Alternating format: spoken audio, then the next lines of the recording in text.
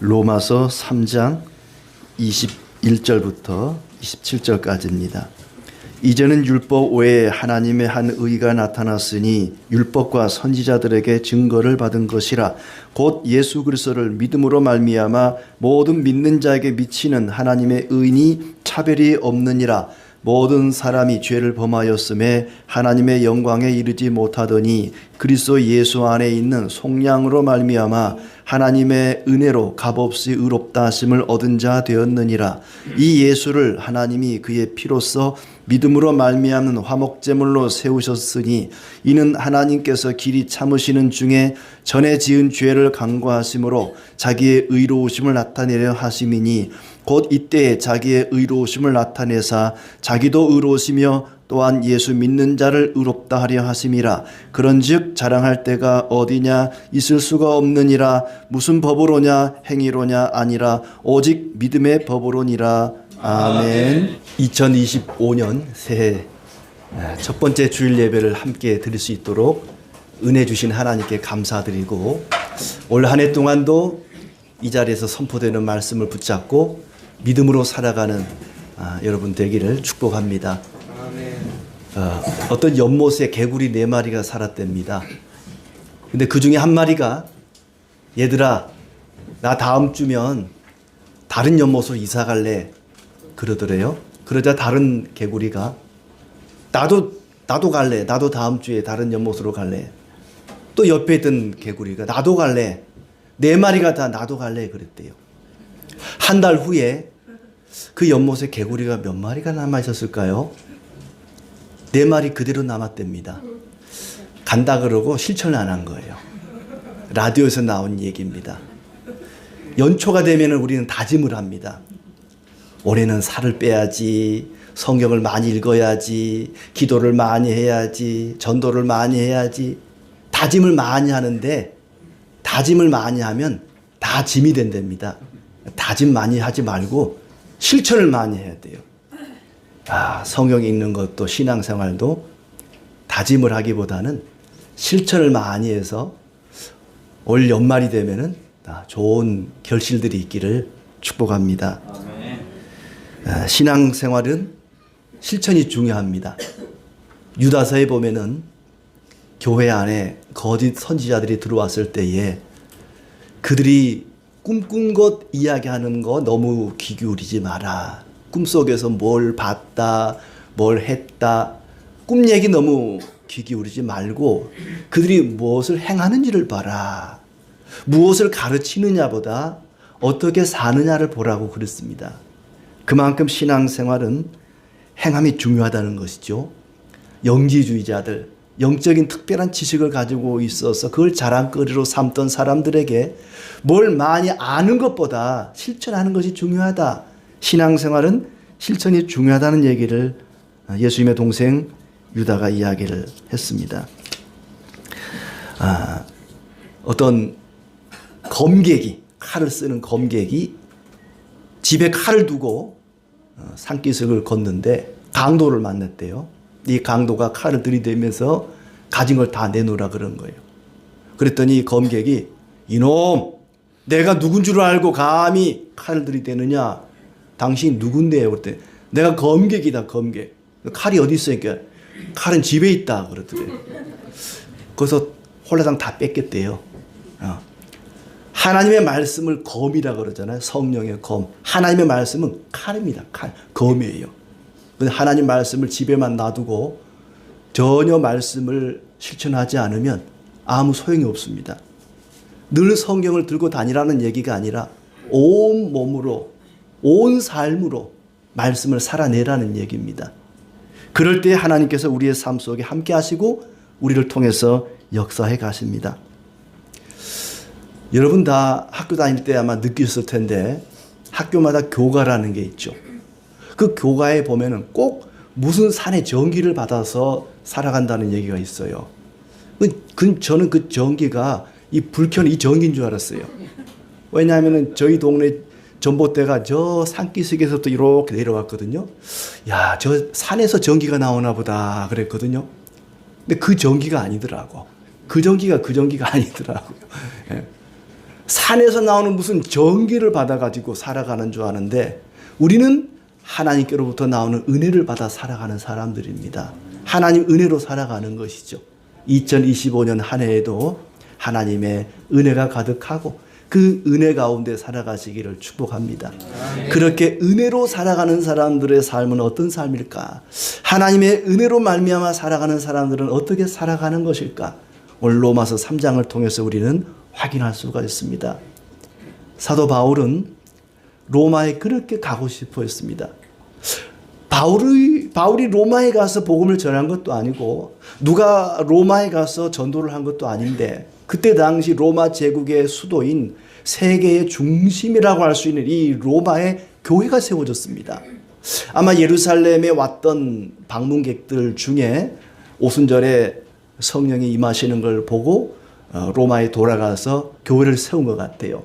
근데 그 교회는 유대인으로 살다가 기독교인이 된 사람도 있고 또 헬라인, 로마 사람, 이방인으로 있다가 크리스찬이 된 사람도 있었던 거예요. 교회 안에 같이 섞여 있었습니다.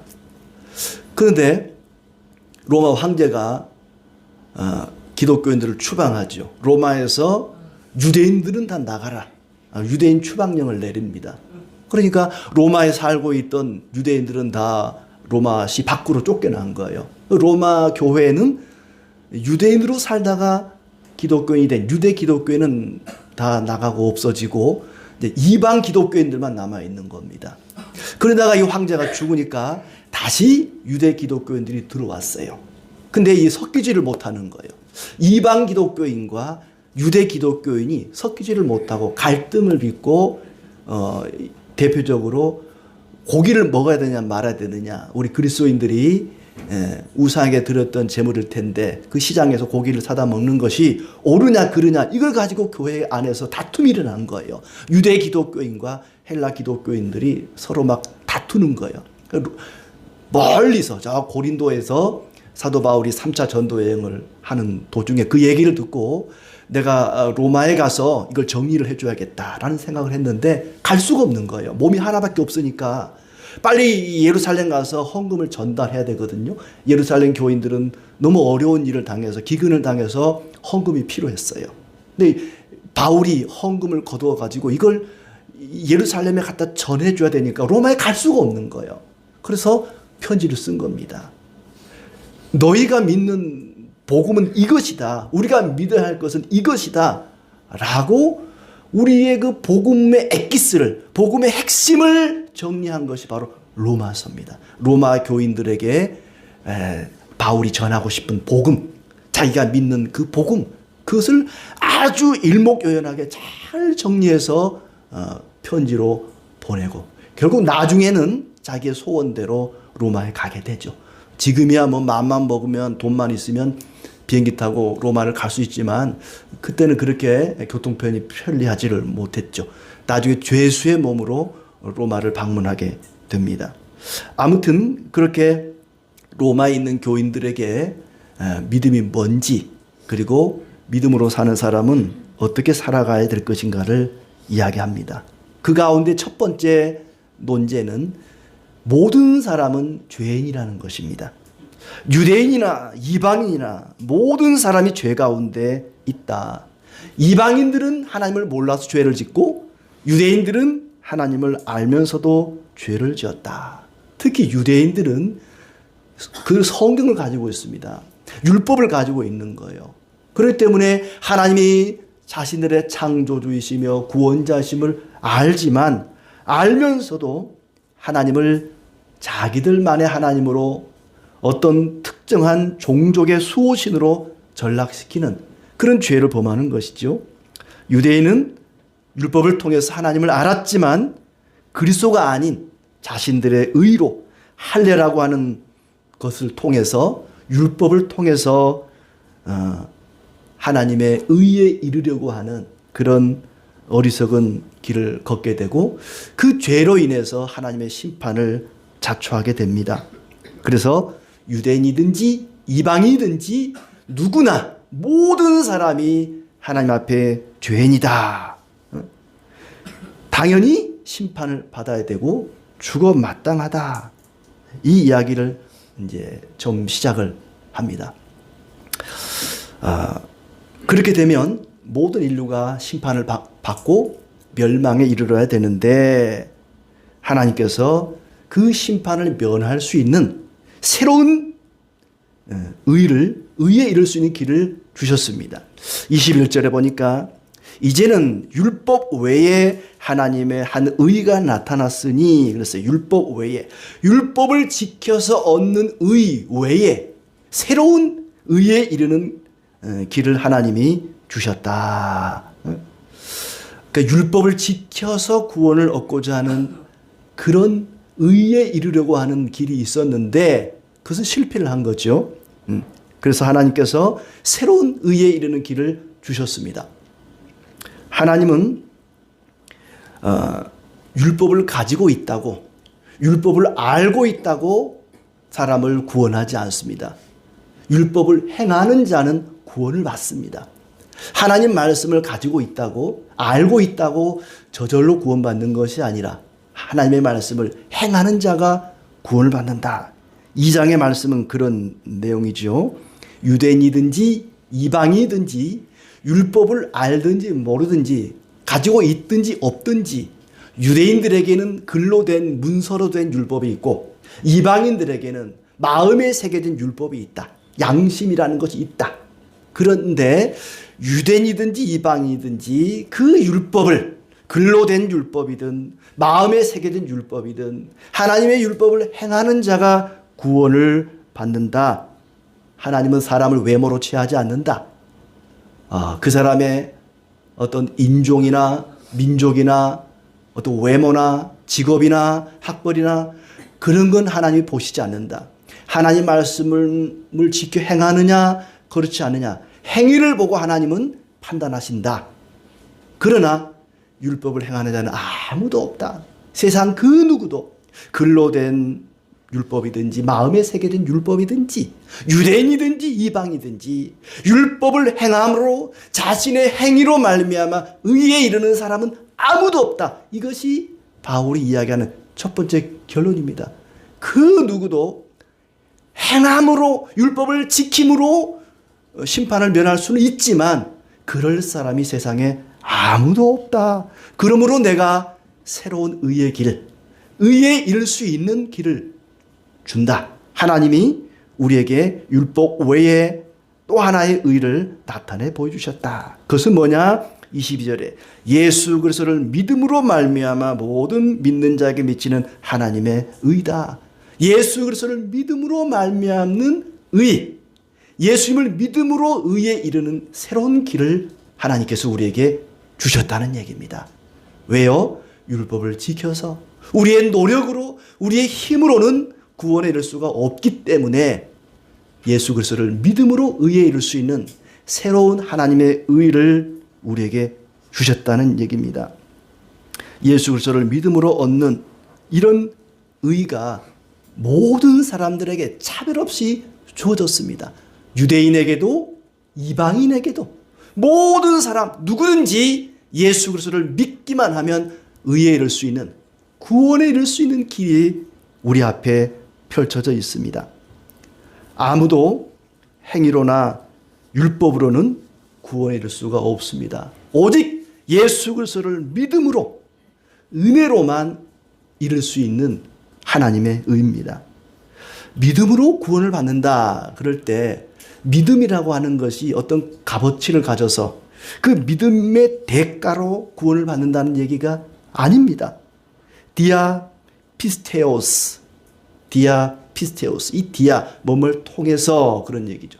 믿음을 통해서 하나님이 우리에게 은혜로 구원을 주시는데 그 구원을 받는 비결은 믿음을 통해서 구원을 받는다는 얘기입니다.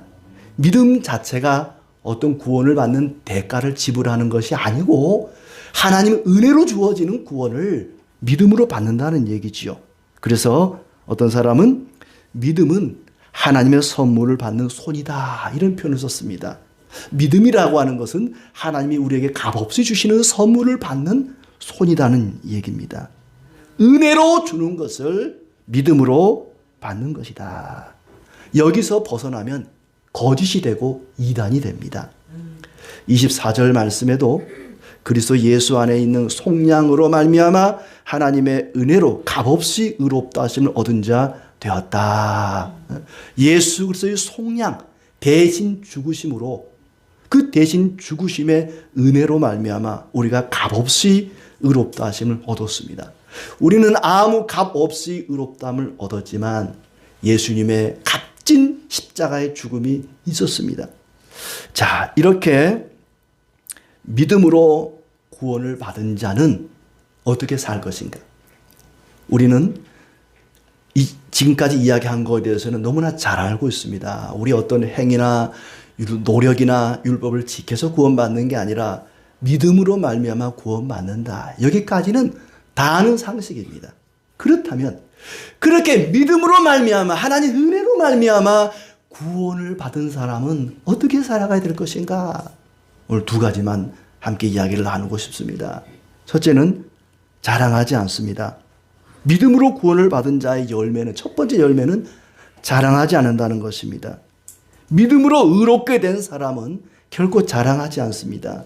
27절 말씀에 그런즉 자랑할 때가 어디냐 있을 수가 없느니라.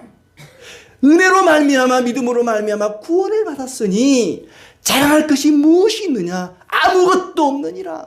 너희는 자랑할 것이 아무것도 없다. 왜? 은혜로 구원을 받았으니, 믿음으로 구원을 받았으니 너희가 자랑할 것이 무엇이 있느냐? 4장 2절에도 만일 아브라함이 행위로서 의롭다 하심을 받았으면 자랑할 것이 있으려니와 하나님 앞에서는 없느니라. 아브라함이 행위로 구원을 받았다면 자랑할 게 있겠지만 그 행위를 자랑하겠죠. 나는 이래서 구원받았다, 나는 저래서 구원받았다, 자랑할 것이 있겠지만 행위로 구원받은 것이 아니고 믿음으로 구원을 받았기 때문에 아브라함도 자랑할 것이 없다는 얘기입니다. 믿음의 조상인 아브라함이 자랑할 것이 없다면 우리는 말해 뭐 하겠습니까? 자랑할 것이 아무것도 없습니다. 믿음을 통해서 하나님의 은혜로 구원받은 사람은 결코 자랑하지 않습니다. 결코 자랑할 것이 없습니다. 행위가 아니라 은혜로 구원을 받았기 때문입니다. 하나님의 은혜로 값없이 속량함을 얻었기 때문입니다. 모든 사람이 죄인이고 모든 사람이 죄 가운데 태어나서 죽을 수밖에 없었지만 하나님께서 하나님의 아들 예수 그리스도를 이 땅에 보내주셔서 우리가 살게 되었습니다. 그것이 하나님의 의라 그랬습니다. 하나님의 의, 옳음, 하나님의 옳음. 의라고 하는 게 뭐냐면은 하나님의 신실하심입니다. 하나님이 약속을 지키는 것입니다. 구약 시대부터 예언하신, 약속하신, 하나님이 태초에 계획하신 그 약속을 변하지 않고 지켜가는 것이, 그것이 하나님의 의입니다. 의라고 하는 것은 변함없이 지켜간다는 거예요. 사람은 그렇지 못합니다. 사람은 중간에 마음이 바뀌기도 하고 변하기도 하고 달라지기도 하죠. 그러나 하나님은 참되시기 때문에 하나님이 약속하신 대로, 하나님이 계획하신 대로 그 아들을 보내사 십자가에 죽으심으로 우리가 구원을 얻게 된 것, 이것이 하나님의 의입니다. 우리는 스스로 구원을 얻을 수가 없습니다. 그 아들을 보내셔서 약속대로 우리를 구원하셨기 때문에 우리가 믿음으로 구원을 얻게 된 것은 하나님의 의입니다. 의. 자, 유대 기독교인들은 이방 기독교인들에 대해서 우월감을 가졌습니다. 왜냐하면 자기들은 율법이라는 걸 가지고 있거든요. 그리고 할례를 받은 사람들입니다. 구약 시대부터 자기 조상 대대로 하나님을 믿고 섬겨왔다는 그런 자부심이 있는 거예요. 무려 1500년 동안 유대인들은 하나님을 섬겨왔습니다. 그러니 얼마나 자부심이 컸겠습니까? 아무리 은혜로 구원을 받는다지만 우리는 달라. 너희와 달라. 너는 이제 예수 믿었지? 우리는 조상 대대로 1500년 동안 하나님을 믿어온 사람들이야. 어떻게 너희가 우리와 같을 수 있어? 우리는 너희와 달라. 수준이 달라. 이런 우월감을 가지고 자랑을 가졌습니다. 그리고 열심히 율법을 지켜서 구원을 얻으려고 노력을 했죠. 이미 예수님을 믿고 나서도 마찬가지였습니다. 예수님을 믿는다고 말은 하지만 교회 안에서 유대 기독교인들은 율법을 지키려고 애를 썼습니다. 그래서 하나님이 그걸 보시고 야 잘했다. 너 잘했어. 최고야. 율법을 지켜서 하나님께 칭찬받고자 하는 그런 마음이 있었던 것이죠.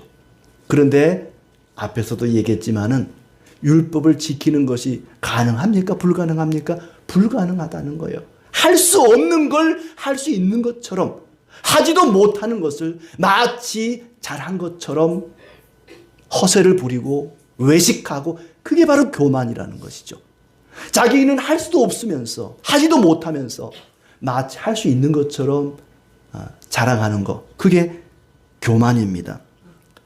은혜로 구원받은 자들은, 믿음으로 말미암아 구원받은 자들은 교만하지 않습니다. 겸손합니다. 바울이 볼 때 로마 교회 안에 유대 기독교인들은 이 기독교가 아니라 제2의 유대교처럼 보이는 거예요. 자기 자랑교가 되어버린 것입니다. 자기를 드러내고 자기를 자랑하고 뽐내고 아주 볼썽사나운 모습이 로마 교회 안에 보였던 것이죠. 유대인들이 특혜를 받은 것은 사실입니다. 그들에게 먼저 율법이 주어졌죠. 하나님이 모세를 통해서 율법을 주지 않았습니까? 유대인들이 하나님의 말씀을 먼저 받은 것은 틀림없습니다. 하나님의 특별한 은혜를 받은 것이 분명합니다. 그러나 그것은 하나님이 그들에게 잠시 말씀을 맡겨주신 것이죠. 오늘 3장 2절에도 보면은 범사에 너희가 유대인인 이방인보다 나은 것이 범사에 많으니 우선은 그들이 하나님의 말씀을 맡았음이니라. 하나님의 말씀을 맡은 자들이다. 유대인들이 이방인보다 나은 점이 분명히 있다. 그게 뭐냐? 하나님 말씀을 맡은 자들이라는 거예요. 하나님의 율법을 그들에게 먼저 주셨다는 겁니다. 맡은 자라는 건 뭐예요? 제가 이 옷을 벗어서 집사님 좀 가지고 계세요? 맡겨주면 그 옷은 제 옷입니까? 그 집사님 옷입니까? 네, 제 옷이에요. 물론 줄 수도 있어요. 제 마음이 착해가지고. 네, 맡겨준 거예요. 하나님이 잠깐 맡겨놓은 거예요. 얘들아, 너에게 맡겨줄게. 우리는 모두 하나님의 일을 맡은 청지기들이죠. 맡은 자들에게는 충성을 구하시는 것이고, 예수님께서 오병이어로 많은 사람을 먹이시는데 떡을 떼서 물고기를 제자들에게 나눠줍니다. 제자들은 예수님이 주시는 걸 맡은 자들이에요. 자기 거 아니잖아요. 사람들에게 나눠주면서 여러분 제가 드리는 거니까 맛있게 드세요. 자, 제가 드리는 겁니다. 이건 자기를 자랑하는 거죠. 예수님께서 제자들에게 물고기와 떡을 맡겨주는 거예요. 다른 사람 나눠주라고. 하나님이 우리에게 주시는 모든 것들은 맡겨주신 겁니다. 유대인들에게 말씀을 맡겨주시고 그 말씀을 잘 보존하도록 특별한 역할을 주신 것처럼 하나님께서 우리에게 어떤 것들을 맡겨주시는 거예요. 나에게 하나님이 돈을 많이 주셨다? 맡겨준 겁니다. 그거는 내 거 아닙니다.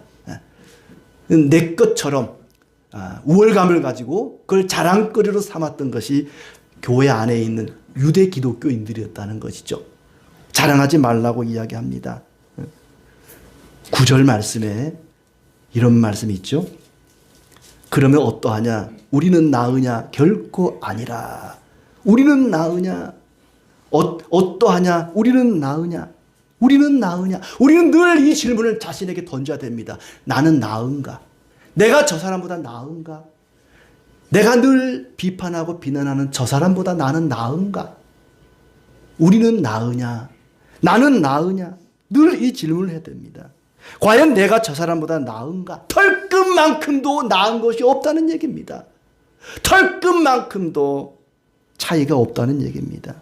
의인은 없나니 하나도 없다 그랬습니다. 하나님을 찾는 사람도 없고 하나님을 찾고자 애쓰는 사람도 없다 그랬습니다. 내가 이 교회 다닌 지 오래되었다? 이건 자랑거리가 될 수 없습니다. 오직 그리스도의 능력, 오직 그리스도의 십자가만을 자랑해야 됩니다. 그리스도로부터 멀어질수록 자기 자랑이 늘어납니다. 저는 바닷가에 살아서 이 배가 얼마나 무거운지 잘 압니다. 배는 굉장히 무겁습니다. 육지에 있는 배는 굉장히 무게가 많이 나갑니다. 장정이 여럿이 달라들어도 큰 배는 움직이지를 않습니다. 그러나 이 배를 바다 위에 물 위에 띄워놓으면 10살 아이도 노를 저어서 그 배를 움직입니다. 바닷가에서 자란 아이들은요 10살쯤만 되어도 노를 젓습니다. 지금은 뭐 노 젓는 배가 없지만 제 어렸을 땐 그랬던 것 같아요. 거기다가 이 바람이 불면 돛을 펼치기만 해도 배가 저절로 갑니다. 사람은 아무 힘을 들이지 않아도요 배가 저절로 움직입니다. 내 힘으로 어찌할 수 없는 일, 내 노력으로 해결할 수 없는 일, 은혜의 강물 위에 띄우면 순풍에 돛달듯이 순항을 할 것입니다. 이것이 하나님의 은혜입니다. 내 힘으로는 구원을 얻을 수 없습니다. 하나님의 은혜로만 구원을 받습니다. 그렇다면 우리가 자랑할 게 무엇이 있겠습니까?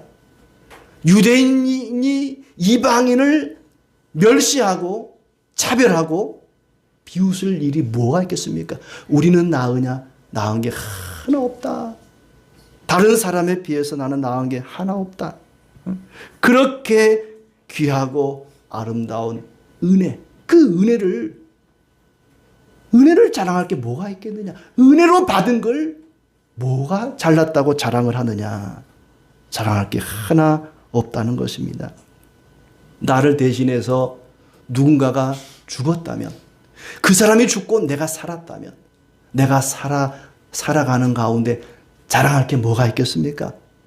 물에 빠져 죽어가는 사람, 나를 살려주고 누군가 대신 물에 빠져 죽었다 칩시다. 종종 그런 일들이 있잖아요. 그렇게 해서 생명을 얻은 사람이 자랑할 게 뭐가 있겠습니까? 내가 죽어야 되는데 그 사람이 대신 죽은 거잖아요. 나를 살리고 그 사람이 죽은 것 아닙니까? 그런데 자랑할 게 뭐가 있겠습니까?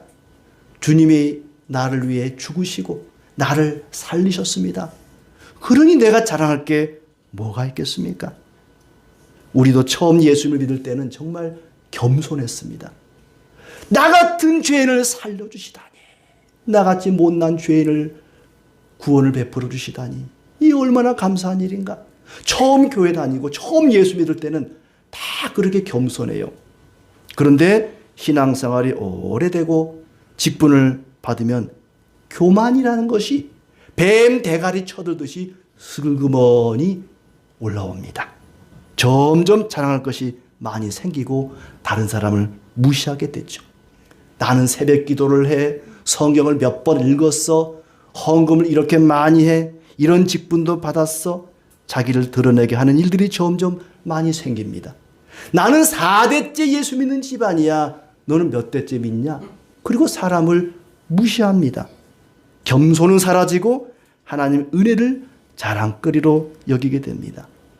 새벽 기도하는 거, 철야 기도하는 거, 성경 많이 읽는 거, 술, 담배 하는 것이 자랑거리가 될 수 없습니다. 그것이 다른 사람을 심판할 권리를 보장하지 않습니다. 그래서 목사님, 저는 교만해질까 봐 새벽 기도 안 해요. 교만해질까 봐 성경도 안 읽어요. 그냥 그런 얘기가 아닙니다. 열심히 기도하시고 성경도 부지런히 읽으십시오. 다만 그것이 자랑거리가 되면 안 된다는 얘기지. 나는 교만해질까 봐 교회도 그냥 한 달에 한 2번씩만 가고, 너무 자주 가면 교만해질까 봐 안 갈래. 그러면 안 돼요. 열심히 하시되 그게 자랑거리가 되면 안 된다는 얘기입니다. 자랑할 때가 어디 있느냐? 있을 수 없느니라. 은혜로 구원받은 자들은 자랑할 것이 아무것도 없다. 오직 은혜 받은 자들은 그리스도만을 자랑합니다. 은혜 받은 자들은 결코 자기 자신을 자랑하지 않습니다. 두 번째로, 은혜로 구원받은 사람, 믿음을 통해 구원받은 사람은 사람을 차별하지 않습니다. 29절 말씀에 하나님은 다만 유대인의 하나님이시냐? 또한 이방인의 하나님은 아니시냐? 진실로 이방인의 하나님도 되시느니라. 하나님은 모든 사람의 하나님이시지 율법을 받은 유대인들만의 하나님이 아니라는 것입니다. 이방인들의 하나님도 된다는 것입니다. 하나님은 유대인이든지 이방인이든지 사람을 차별하지 않습니다. 누구도 차별하지 않습니다. 교회를 오래 다닌 사람이나 이제 갓 교회 나온 사람이나 차별하지 않습니다. 22절 말씀 끝에도 보면은 차별이 없느니라. 이런 말씀이 나오죠. 모든 믿는 자에게 구원의 은혜가 주어진다. 특별한 사람에게만 구원의 은혜가 주어지는 것이 아니라 모든 믿는 자에게 구원을 주시는 하나님의 은이 하나님은 결코 차별하지 않는다고 말씀하십니다. 누구나 같은 원리에 의해서 구원을 얻는다는 얘기죠. 은혜로 구원받았으니 자랑하지 말고 사랑하라는 얘기입니다. 내 이웃을 내 몸처럼 사랑하는 것, 그것이 겸손입니다. 겸손이라는 것과 사랑이라는 것은 연결이 됩니다. 우리가 C.S. 루이스의 스크루테이프를 통해서 봤지만은 겸손한 사람은 이웃을 내 몸처럼 사랑한다 그랬어요. 꾸미지 않고 가장하지 않고 있는 모습 그대로 주님 앞에 나가고 내 이웃을, 다른 사람을 변화시키려고 노력하지 않고 있는 그대로 받아주는 것, 이게 겸손이고 그것이 사랑이고 그것이 하나님 은혜로 구원받은 사람의 열매인 것입니다. 복음은 자랑하지 않고 사랑하게 합니다. 예수 그리스도를 믿는 모든 자에게 구원을 주시는 하나님의 능력이 바로 복음입니다. 모든 자에게. 사람을 결코 차별하지 않습니다. 아마 그때 당시 로마 교회는 그런 차별이 있었던 것 같아요. 유대인들은 자기들 율법을 가지고 있다고 이방 기독교인들을 무시하고 차별하고 어떤 우월감을 가지고 자랑을 했습니다. 4세기에 기독교가 로마의 국교가 되기 직전이죠.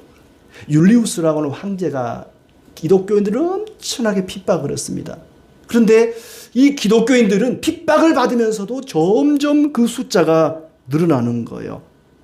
그래서 왜 그런가 봤더니 기독교인들은 많이 가진 사람들이 없는 사람들을 돌봐주는 거예요. 심지어 종교가 다른 로마인들조차도 극빈자들을 이 기독교인들이 보살펴주고 자기 가진 것을 베풀고 나누고 그런 것을 본 것입니다.